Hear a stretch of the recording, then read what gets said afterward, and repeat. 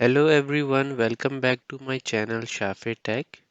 Today in this video I will show you how to fix Singer machine. So the part we will be fixing is called the spool pin, and this part was broken by my kid, and he was starting to playing with it, the kids stuff. So today I will show you how to fix it.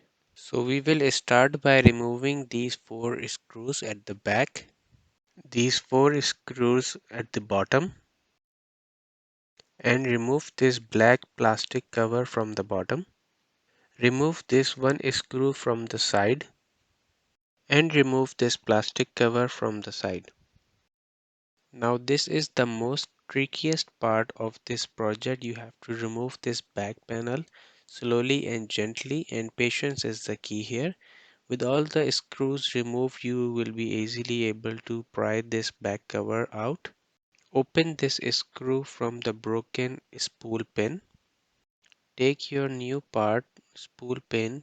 I have put the link in the description. Insert the new part into its place in the back panel and tight the screw. And that's it. You have successfully installed the spool pin. Thanks for watching. I hope you enjoyed the video and this video was helpful. Please subscribe to my channel and I will see you in the next video very soon. Bye for now.